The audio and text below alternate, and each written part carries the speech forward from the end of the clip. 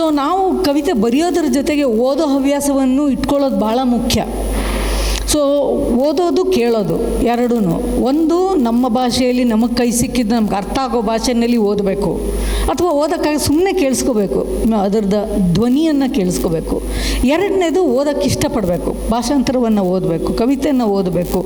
ಒಂದು ಕವಿತೆಯನ್ನು ಅರ್ಥ ಮಾಡ್ಕೊಳ್ತೀನಿ ಅನ್ನೋದು ಕಡೆಯಲ್ಲಿ ಬರುತ್ತೆ. ನನ್ನ ಪ್ರಕಾರ ಕವಿತೆ ಅರ್ಥ ಆಗಬೇಕಾಗಿಲ್ಲ ನಿಮಗೆ, ಯಾಕಂದರೆ ನಾವು ಯಾರ್ದೋ ಕವಿತೆ ಹೆಕ್ಕೊಂಡ್ರೆ ಅದು ನಮ್ಮ ಕವಿತೆ. मर जाता कल दंगों में, मर जाता कल दंगों में, अच्छे लोग थे, अच्छे लोग थे, गाय देखा, गाय देख के छोड़ दिया, अच्छे लोग थे. ಅವನು ತನ್ನ ಬಲಭುಜದ ಮೇಲೆ ನೀಳ್ಗಾಯ ಹಚ್ಚೆ ಕೆತ್ತಿಸಿಕೊಂಡಿದ್ದೇಕೋ ಗೊತ್ತಿಲ್ಲ, ನೆನ್ನೆಯ ದಂಗೆಯಲ್ಲಿ ಸತ್ತೇ ಹೋಗುತ್ತಿದ್ದ. ಒಳ್ಳೆಯ ಜನರು ಅವರು ಒಳ್ಳೆಯ ಜನರು. ಗೋಮಾತೆಯ ಕಂಡಿದ್ದೆ ಬಿಟ್ಟು ಬಿಟ್ಟರು. ಗುಲ್ಜಾರ್ ಅದ್ಭುತವಾದ ಕವಿ.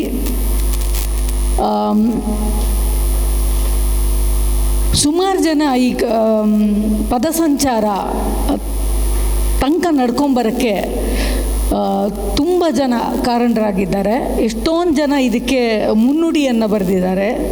ಮೊದಲಿಗೆ ನನ್ನ ಮೊದಲ ಪುಸ್ತಕದ ಮುನ್ನುಡಿ ಬರೆದಿದ್ದು ಅಡಿಗರು, ಕೀರಮ್ಮ ಬೆನ್ನುಡಿ ಬರೆದರು, ಅನಂತಮೂರ್ತಿ ಇದ್ದರು, ಡಿ ಆರ್ ನಾಗರಾಜ್ ಇದ್ದರು, ಅಷ್ಟೂ ಜನ ಗಂಡಸರಿದ್ದರು. ನಾನು ಕವಿ ಆಗಿಬಿಟ್ಟೆ. ಆದರೆ ಭಾಳ ಒಳ್ಳೆಯ ಲೇಖಕರು ಅಷ್ಟು ಜನನು ಎತ್ತಿ ಆಡಿಸಿ ಕವಿ ಮಾಡಿದ್ರು ನನ್ನ.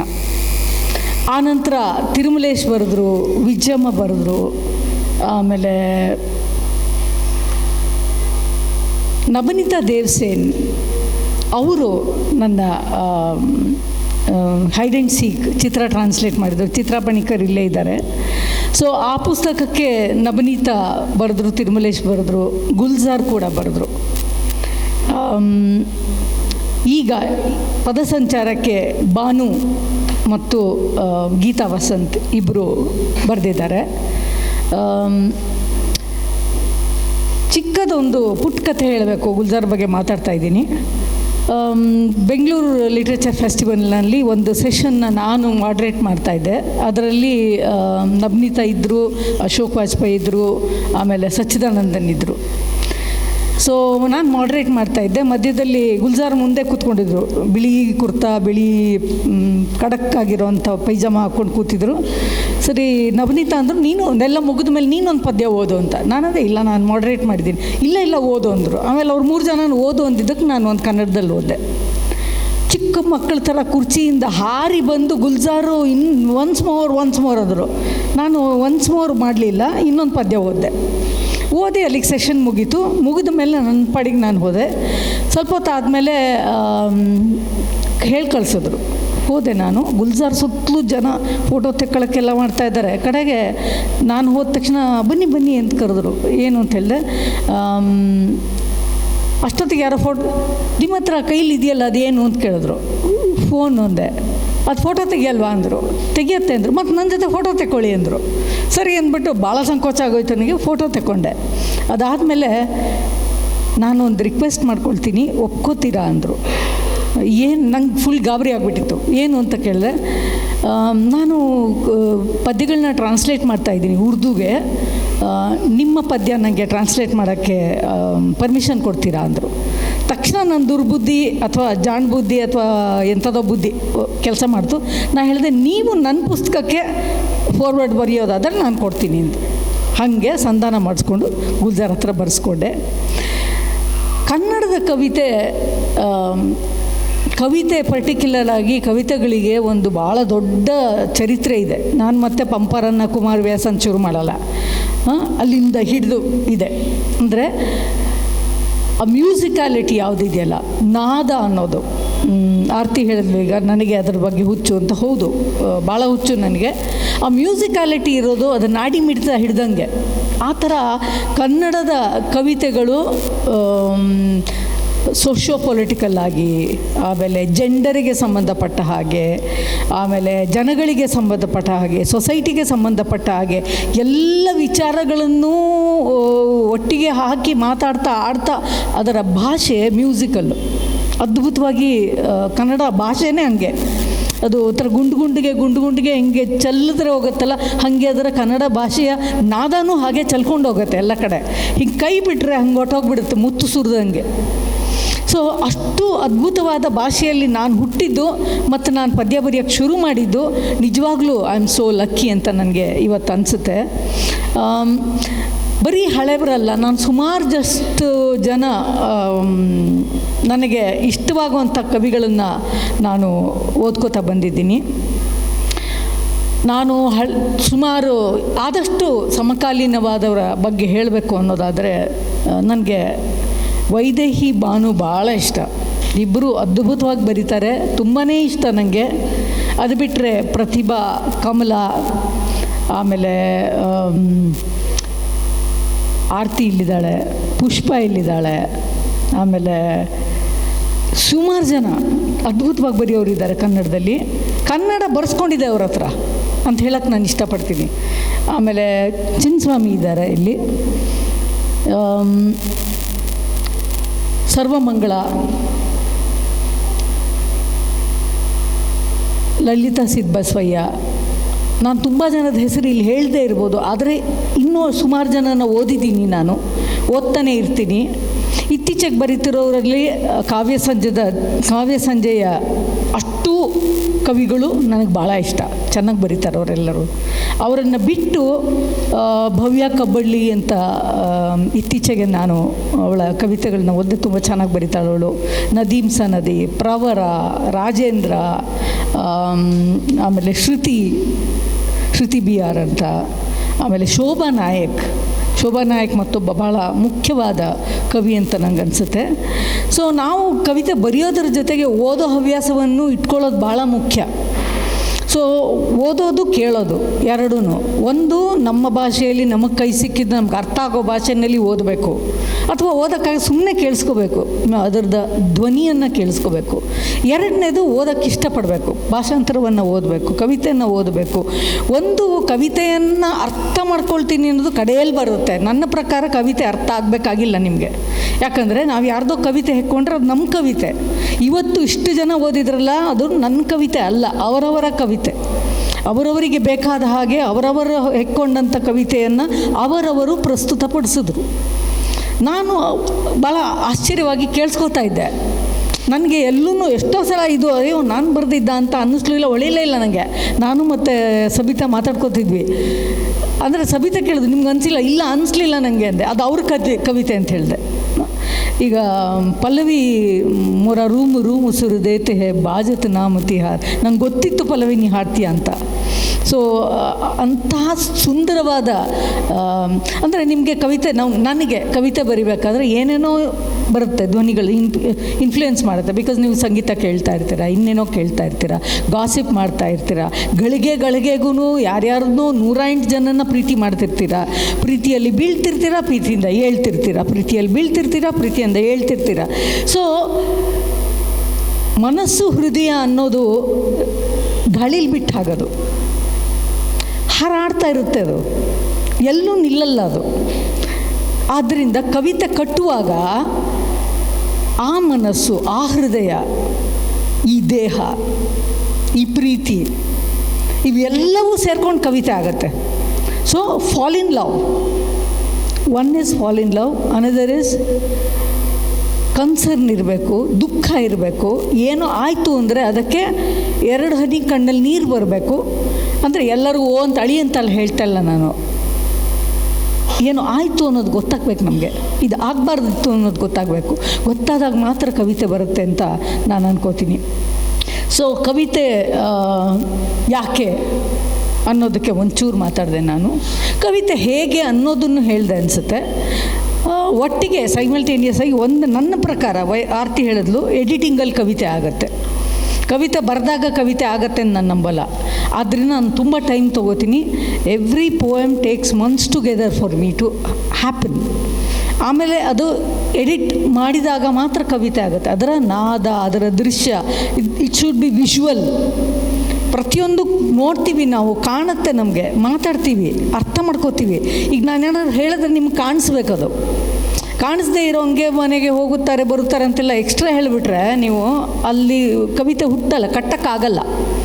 ಸೊ ಕಟ್ಟುವುದು ಅನ್ನೋದು ಇದೆಯಲ್ಲ, ಒಂಥರ ಸ್ಕಲ್ಪ್ಟ್ ಮಾಡ್ದಂಗೆ, ಒಂದು ಎಚ್ ಮಾಡ್ದಂಗೆ, ಅಥವಾ ಒಂದು ಏನೋ ಮಾಡ್ದಂಗೆ ಅದು ಆರ್ಕಿಟೆಕ್ಚರ್ ಥರ. ಅದು ಎಕ್ಸ್ಟ್ರಾ ಆದರೆ ಬಿದೋಗ್ಬಿಡುತ್ತೆ, ಇಲ್ದಿದ್ರೆ ಕೆಟ್ಟದಾಗ ಕಾಣಿಸುತ್ತೆ. ಏನು ಆಗದೆ ಇರೋಂಗೆ ಕರೆಕ್ಟಾಗಿ ಕಟ್ ಮಾಡಿ ಎಚ್ ಮಾಡಿ ನೀಟಾಗಿ ಅದಾಗಬೇಕು. ನೀಟ್ ಅನ್ನೋದು ಒಳ್ಳೆ ಪದ ಅಲ್ಲ ಅನಿಸುತ್ತೆ. ಕ್ರೂಡಾಗಿದ್ರೂ ಅದು ಆಗಬೇಕದು. ಆಮೇಲೆ ಇನ್ನು ಕಾವ್ಯ ಸಂಜೆ ಬಗ್ಗೆ ಹೇಳಬೇಕು ಅಂದರೆ, ನಾನು ಇವತ್ತಿಗೂ ಇನ್ನೂ ಬರಿತಾ ಇರೋದು ಯಾಕಂದರೆ ಕಾವ್ಯ ಸಂಜೆಯಿಂದ. ನಾವು as a team, Reshma, Shashank, Hajira, Dadapeer, Siddu, Siddhartha, Chand, ಇಷ್ಟು ಜನ ಕೂತ್ಕೊಂಡ್ಬಿಟ್ಟು ನಾವು ಜಗಳ ಆಡ್ತೀವಿ, ಮಾತಾಡ್ತೀವಿ, ಕಾಲು ಎಳಿತೀವಿ, ಕೆಟ್ಟ ಬುದ್ಧಿ ಮಾಡ್ತೀವಿ, ಜೊತೆಗೆ ಪದ್ಯ ಬರಿತೀವಿ. ಸೊ ಒಬ್ಬರ ಪದ್ಯನ ಎಲ್ಲರೂ ಸೇರಿಕೊಂಡು ತಿದ್ದುತ್ತೀವಿ, ನೋಡ್ತೀವಿ, ಹಿಂಗಾಗ್ಬೋದಿತ್ತಲ್ಲ ಅಂತೀವಿ, ಹಂಗಾಗ್ಬೋದಿತ್ತಲ್ಲ ಅಂತೀವಿ. ಇದನ್ನೆಲ್ಲ ಮಾಡ್ತಾ ಮಾಡ್ತಾ ಮಾಡ್ತಾ ಮಾಡ್ತಾ every time I unlearn and I learn. ಈ ಟೀಮ್ ಇದೆಯಲ್ಲ, ಈ young team, they are no more young, they are poets, ಏನೋ ಅವರ್ ಕಂಟೆಂಪ್ರರೀಸ್. ಈ ಕಂಟೆಂಪ್ರರಿ ಕವಿಗಳಿಂದ ನಾನು ನಿತ್ಯವಾಗೂ ಕಲಿತೀನಿ. ನಾವು ವರ್ಕ್ಶಾಪ್ಸ್ ಮಾಡ್ತೀವಿ ಎಲ್ಲೆಲ್ಲೋ. ಆಮೇಲೆ ಹೆಚ್ಚು ಕಡಿಮೆ ಈಗ ನನಗೆ ಸ್ವಲ್ಪ ಈಗ ತುಂಬ ಸುಂದರವಾಗಿದ್ದೀನಿ, ಚೆನ್ನಾಗಿದ್ದೀನಿ, ಆರೋಗ್ಯವಾಗಿದ್ದೀನಿ.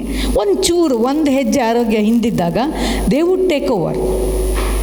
ನಾನು ಒಬ್ಸರ್ವ್ ಮಾಡ್ತಿದ್ದೆ ಎಷ್ಟು ಚೆನ್ನಾಗಿ ಅವರ ರಿದಮ್ಮು, ಅವರ ಸಾಧ್ಯತೆ, ಅವರ ಸಾಮರ್ಥ್ಯ ಎಲ್ಲವೂ ಕವಿತೆ ಕಟ್ಟುವಲ್ಲಿ ಬರುತ್ತೆ. ಅದನ್ನು ಅವ್ರು ಹೇಳ್ಕೊಡ್ತಾ ಇದ್ದಾರೆ. So they are ready, I mean ready in the sense ready to lead ಕಾವ್ಯ ಸಂಜೆ. ಬಟ್ ಬಿಯಾಂಡ್ ದ್ಯಾಟ್ ಅದ್ಭುತವಾದ ಕವಿಗಳವರು. ಅವರಿಗೆ ಕನ್ನಡ ಒಲಿದಿದೆ, ಕನ್ನಡಕ್ಕೆ ಅವರು ಒಲಿದಿದ್ದಾರೆ. ಕನ್ನಡ ಅಥವಾ ಭಾಷಾಂತರ, ಟ್ರಾನ್ಸ್ಲೇಷನ್. ನಮ್ಮ ಶಶಾಂಕು ಯಾವುದದು ಅಲ್ಲ, ಪದ್ಯ ಟ್ರಾನ್ಸ್ಲೇಟ್ ಮಾಡಿದ್ನಲ್ಲ, ಭಾಗೀರಥಿ, ಕನ್ನಡದ ಭಾಗೀರಥಿ ಪದ್ಯನ ತುಂಬ ಚೆನ್ನಾಗಿ ಇಂಗ್ಲೀಷಿಗೆ ಟ್ರಾನ್ಸ್ಲೇಟ್ ಮಾಡಿದ್ದಾನೆ ಶಶಾಂಕ್. ರೇಷ್ಮಾ ಕನ್ನಡದಲ್ಲಿ ಪದ್ಯ ಬರೆಯೋಕ್ಕೆ ಶುರು ಮಾಡಿದ್ದಾಳೆ. ದಾದು ಟ್ರಾನ್ಸ್ಲೇಟ್ ಮಾಡ್ತಾನೆ.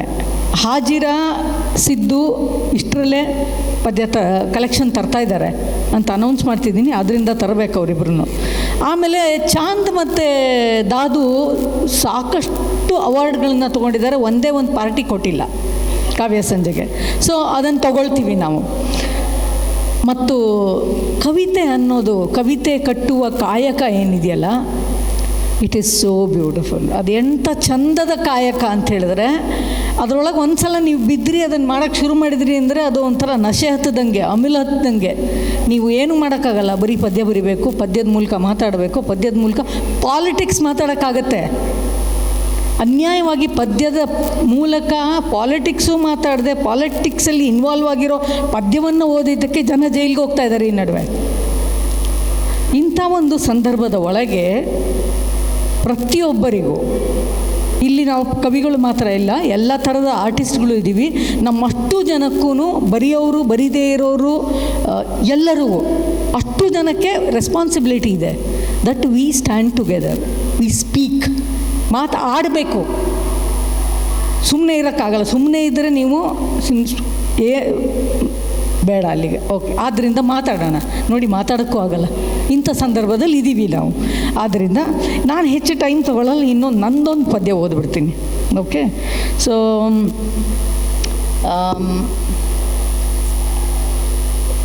ಪದಸಂಚಾರದಲ್ಲಿ ಇಲ್ಲದಿರೋವಂಥ ಒಂದು ಪದ್ಯನ ನಾನು ಇವತ್ತು ಓದೋಕ್ಕೆ ಇಷ್ಟಪಡ್ತೀನಿ. ಇದನ್ನು ನಾನು ಪದಸಂಚಾರ ಬಂದ ನಂತರ ಬರೆದೆ. ಈ ಪದ್ಯ ನಾನು ಬರೆಯೋಕ್ಕೆ ಶುರು ಮಾಡಿದ್ದು 2005ರಲ್ಲಿ, 2005ನಲ್ಲಿ ಶುರು ಮಾಡಿದೆ. ಅದು ಕಂಪ್ಲೀಟೇ ಆಗ್ತಾ ಇರಲಿಲ್ಲ, ಏನು ಮಾಡಿದ್ರೂ ಸರಿ ಹೋಗ್ತಾ ಇರಲಿಲ್ಲ. ಇದನ್ನು ನಾನು ಸೌತ್ ಆಫ್ರಿಕಕ್ಕೆ ಹೋದಾಗ ಮಹಾತ್ಮ ಗಾಂಧಿ ಅವರ ಮೊಮ್ಮಗಳ ಮನೆಗೆ, ಇಳಾ ಗಾಂಧಿ ಅವರ ಮನೆಗೆ ಹೋಗೋ ಚಾನ್ಸ್ ಸಿಕ್ತು ನನಗೆ. ಅವ್ರ ಮನೆಗೆ ಹೋಗಿ ಊಟ ಮಾಡಿಕೊಂಡು ಅಲ್ಲಿದ್ದೆಲ್ಲ ಏನೋ ಹರಟೆ ಕೊಚ್ಕೊಂಡು ಬಂದೆ.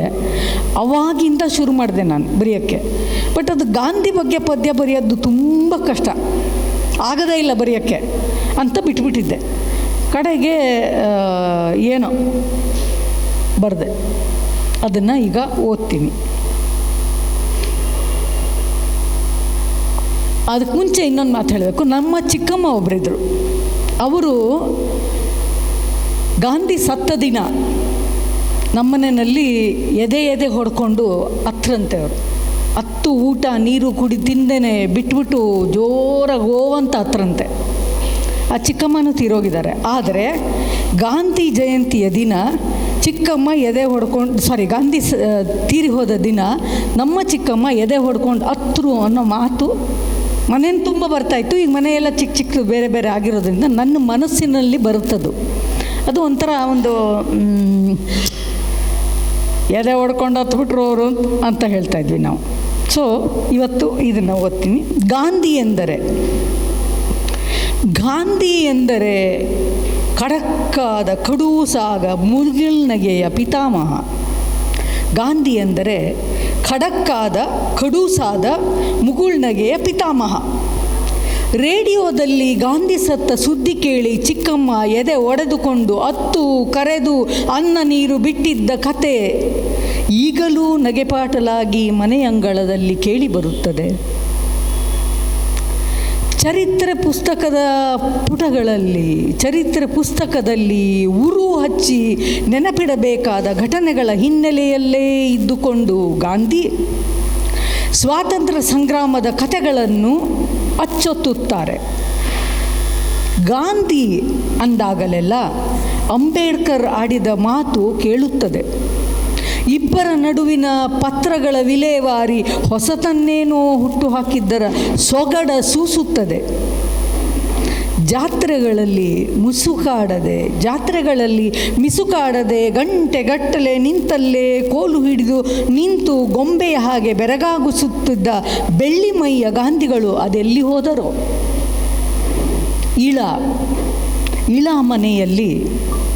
ಇಳಾಮನೆಯಲ್ಲಿ ಗುಂಡಗಿನ ಕನ್ನಡಕದ ಫ್ರೇಮೊಂದನ್ನು, ಕಸ್ತೂರ್ಬಾ ಅವರ ಪುಟ್ಟ ಕಸೂದಿಯ ಸಂಚಿಯನ್ನು ಜೊತೆಯಲ್ಲಿ ಕೈಯಲ್ಲಿ ಹಿಡಿದಾಗ ಮೈ ಝುಮ್ಮೆಂದು ನನ್ನ ದೇಶವೆಂಬ ರೋಮಾಂಚನಕ್ಕೆ ಗಾಂಧಿ ಎಂಬ ರೂಪಕವು ಬೆಸೆದು ಎದೆ ಝಲ್ ಅಂದಿತ್ತು.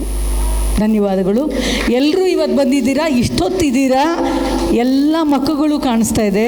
ನನ್ನ ಪ್ರೀತಿಯ ಗೆಳೆಯರು, ಹಳಬರು, ಹೊಸಬರು, ಹರಟೆ ಕೊಚ್ಚದವರು, ಅಡುಗೆ ಊಟ ಮಾಡಿ ತಿಂದವರು. ಧನ್ಯವಾದಗಳು.